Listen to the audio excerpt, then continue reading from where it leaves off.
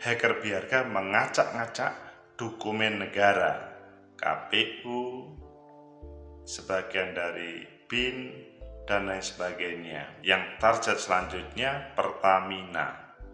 Demo dengan cara baru di era baru, kata biarka.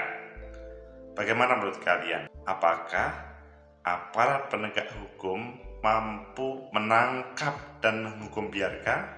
Atau ini permainan elit tertentu untuk mengacak-ngacak dengan bertopeng hacker? Menurut analisis saya,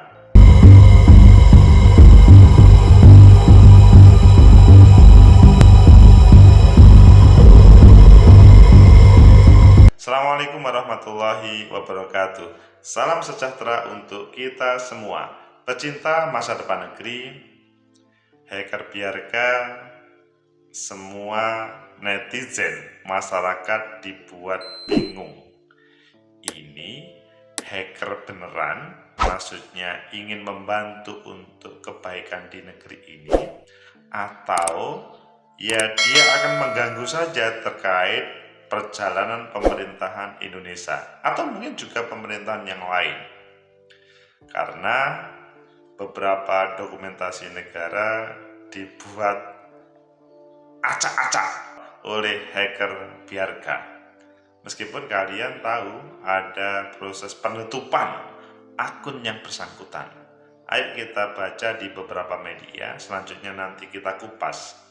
Sebetulnya ini permainan orang hebat atau memang dimainkan oleh sekelompok orang tertentu atau apa? Pertama kita melihat di liputan 6, hacker biarka akui pemerintah Indonesia telah tutup akun Twitter dan channel Telegram miliknya. Ini sudah ada pengakuan bahwa sudah ditutup. Jadi kalian kalau mencari biarka begitu, maka akunnya sudah tidak ada. Namun pemberitaannya masih banyak di berbagai akun yang lain, bukan milik biarka sendiri. Selanjutnya di CNBC, diburu negara, hacker biarka semua bingung. Mulai dari mana? Jadi kebingungannya untuk memburu, tidak tahu bagaimana cara memburunya. Ini katanya hacker yang profesional, tapi negara kan mempunyai berbagai alat yang mampu untuk menangkapnya dalam bahasanya. Selanjutnya di Detik, Denny Siregar respon biarka bawa Anies hingga Habib Rizik. Ini menurut saya kok kurang tepat ya. Ngapain sih melimpar yang seakan-akan memojokkan kepada orang-orang, padahal belum tentu. Dan ini kan cara yang tidak sehat ya, seakan-akan kalau ada sesuatu yang misalkan mendapat penilaian negatif untuk negara, maka Anies Baswedan, maka Habib Rizik, padahal sering hal itu hanya sebagai alat untuk memberikan label negatif atau memframing. Lebih baik menurut saya kok tidak begitu ya. Selanjutnya di CNN Indonesia, siapa biarka dan kenapa mengacak-ngacak Indonesia? Dan yang terakhir di Detik, menerka siapa di balik topeng hacker biarka? Ayo, kelimanya menarik semuanya kan? Oke, kita lihat di CNN Indonesia, nanti kita gabungkan ke semuanya. Siapa biarka dan kenapa mengacak-ngacak Indonesia? Ini sebuah judul yang kita ingin tahu siapa biarka itu. Sebulan terakhir jadi milik pengguna situs gelap biarka, namun namanya meleset karena mengunggah data registrasi SIM card hingga surat untuk presiden. Adakah petunjuk soal siapa sebenarnya makhluk anonim ini? Ya, karena memang tidak menyebut nama, tapi cukup biarka. Kalau tulisannya BJORKA.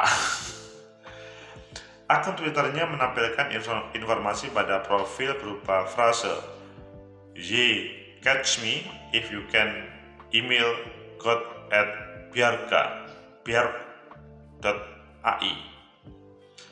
Ia mencatat atau itu tercatat bergabung pada September 2022, jadi pada bulan ini, masih bulan ini, dengan lokasi Warsaw, Polandia. Cuma mengikuti satu akun, ia punya lebih dari 183.000 follower. Hal yang sama terjadi dengan akun Telegramnya. Jadi bermainnya di Twitter sama Telegram.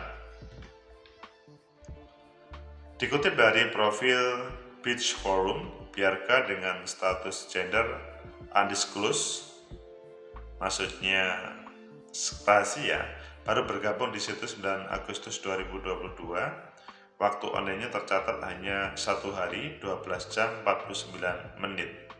Jadi per Senin per hari ini. Jadi cepat sekali. Baru 2 bulan bergabung, reputasinya sudah mencapai 573 dan mendapat bintang 6. Apa saja rekam jejaknya?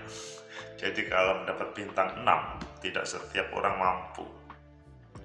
Pembocoran data pertamanya di Bridge2 adalah data pelanggaran Tokopedia yang dibobol pada April 2020, berukuran 11 GB kompres dan 24 GB. Isinya user ID, password, hash, email, hingga nomor telepon. Wow, Tokopedia. Pembocoran data keduanya adalah 270.904.989 data pengguna media sosial, literatur Wattpad. 20 Agustus data ini dibobol pada Juni 2020. Isinya mencakup password, login, nomor kontak, hingga nama asli. Oh, ngeri ya, di Wattpad ya. Dari yang sama, Biarka merilis 26 juta dari data pelanggan IndiHome. Isinya mencakup nama lengkap, email, gender, nomor induk kependudukan, IP address, hingga situs apa saja yang dikunjungi. Wow, gawat. Semuanya dibobol, disampaikan ke publik terkait dengan berbagai rahasia yang ada. Jadi mungkin kalau kalian ada yang mempunyai identitas di situ tadi, ya super hati-hati ya. Selanjutnya kita melihat perjalanan Biarka. Di hari yang sama, Biarka merilis 26 juta data pelanggan IndiHome, dan pada 31 Agustus user ini mengubah 1,3 miliar data registrasi SIM card yang diklaim dibobol dari Kementerian Komunikasi dan Informatika Kominfo. Isinya adalah NIK, nomor telepon, provider, hingga tanggal registrasi. Wah, ini Kominfo katanya, klaimnya. Pada momen leak ini, sejumlah lembaga negara kian kebakaran jenggot.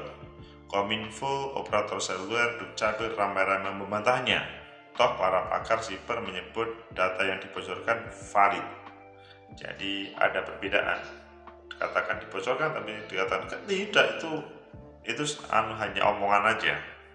Kalau bisa jangan nyeranglah, orang itu perbuatan ilegal, akses kok. Setiap serangan itu yang dihidupkan rakyatnya, ucap Direktur Jenderal Aplikasi Informatika Dirjen Aptika Samuel Abrijani Pangrapan di kantornya Jakarta Senin. Jadi disampaikan seperti itu. Biarka pun membalas pesan Samuel itu lewat unggahan di forum Gelam dengan judul My Message to Indonesian Government. Wow, apa ini? Apa pesannya kepada pemerintah Indonesia? My message, bahasa Inggrisnya, My message to Indonesian government, stop being an idiot. Pesan saya untuk pemerintah Indonesia, berhentilah jadi orang bodoh. Wow, ini tamparan kepada kita bersama. Tak berhenti mengejutkan Indonesia, Biarka kembali membocorkan 105 juta data kependudukan dan dari KPU 6 September. Isinya adalah NIK, nomor induk kependudukan, KK, dan hingga nama lengkap. Yang lebih menggemparkan adalah pembocoran dari data surat rahasia untuk Presiden Jokowi pada periode 1921 9 September. Salah satunya adalah surat dalam amplop tertutup dari Badan Intelijen Negara, meskipun kembali diklarifikasi. Kepala Sekretariat Kasat Pres Heru Budi mengatakan aparat tengah memproses kasus kebocoran data itu secara hukum dan memburu pelakunya. Saya rasa tidak pihak penegak hukum akan memproses secara hukum dan mencari pelakunya.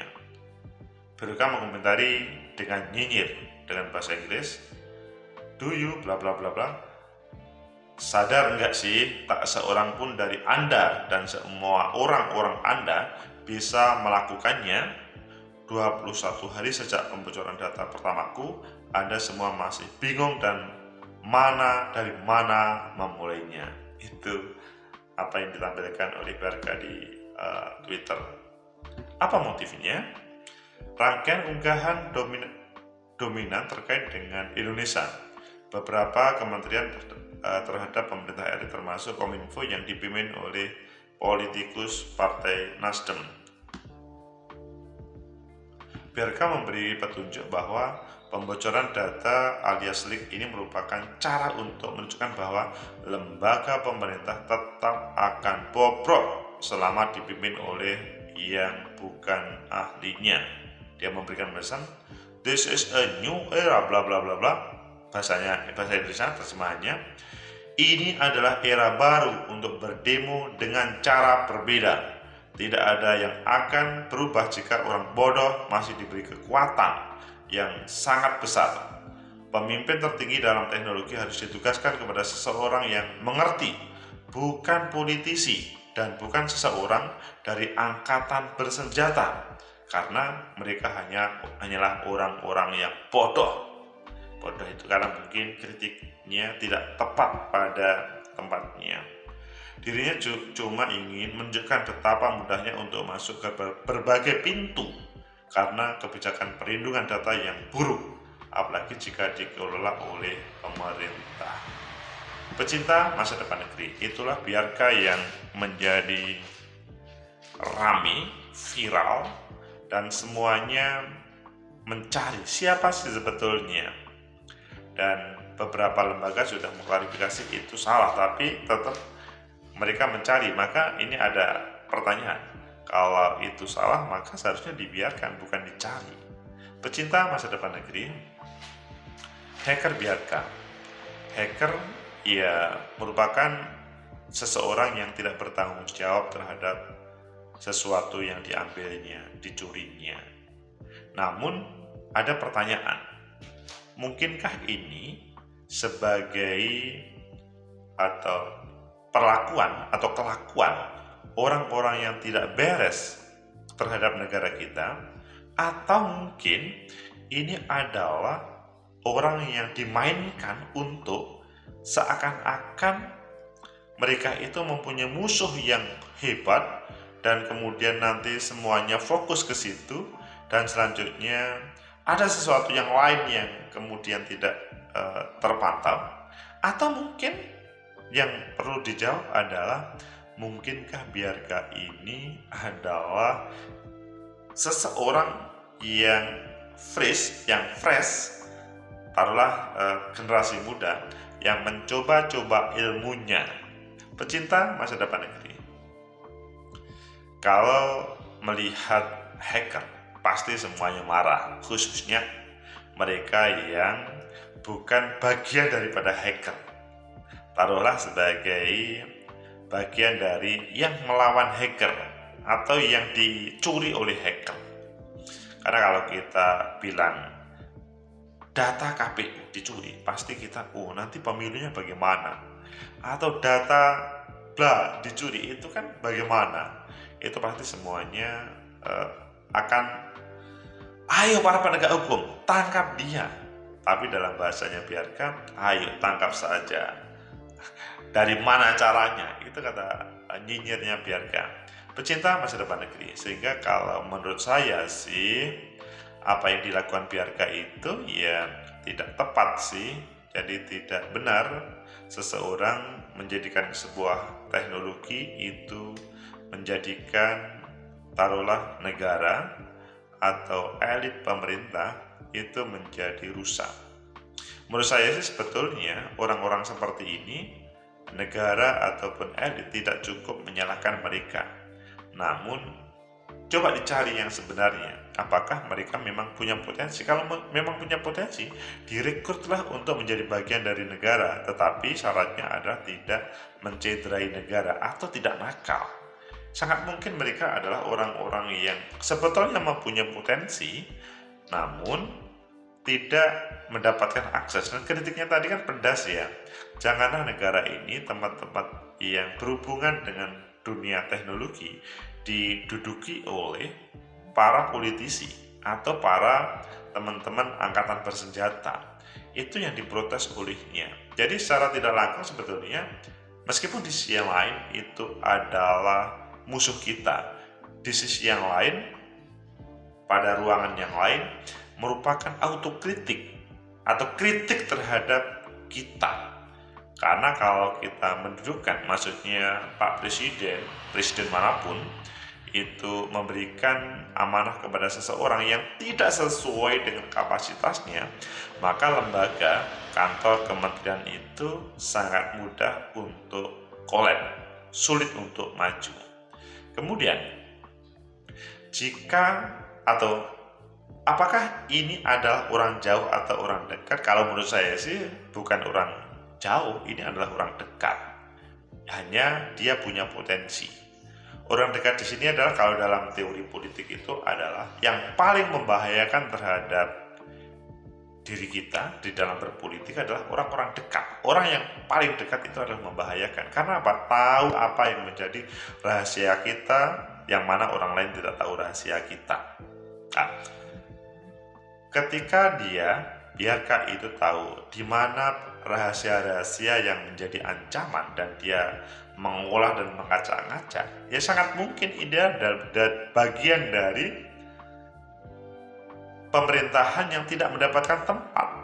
Tetapi kita tidak bisa menuduh seseorang karena banyak orang yang kemungkinan tidak terekrut. Misalkan beberapa tempat yang di situ seharusnya diduduki oleh orang-orang yang profesional, namun dalam proses rekrutmennya kan tidak, diisi oleh orang-orang yang mungkin tidak sesuai dengan kapasitas, kualitas, taruhlah keilmuan dan teknologinya. Jadi kritik dari Bjarka adalah sangat tajam, dan hal itu menurut saya ya sebagai evaluasi bagi kita bersama. Jadi kemungkinan tidak jauh, bukan orang yang meskipun mapnya menunjukkan Polandia, tapi menurut saya kok nggak sampai ke sana ya. Mungkin di Polandia itu hanya sesaat saja, tetapi aslinya adalah orang yang dekat. Kemudian yang ketiga atau selanjutnya, apakah pemerintah mampu menangkap mereka? Maksudnya penegak hukum mampu menyelesaikan mereka? Ya, ini adalah terkait dengan bagaimana kemampuan para penegak hukum secara kolaboratif, sinergis antara semua komponen. Tidak hanya dalam negeri, tentunya dengan luar negeri. Tidak hanya lembaga pemerintah Indonesia, tapi juga lembaga yang ada di luar Indonesia. Kalau bisa sinergi, ya sangat mungkin mudah untuk menangkap. Semoga saja ini adalah sebuah ujian untuk menaikkan grade Indonesia, dan tidak usah kita mudah untuk ini si A, ini si B, ini si C. Tampilkan keilmuan kalian, cara menangkapnya, dan kemudian baru kalau sudah ditangkap baru ini. Tidak kemudian malahan menjadikan kambing hitam orang lain. Semoga bermanfaat. Like, subscribe, comment, and share. Sampai jumpa.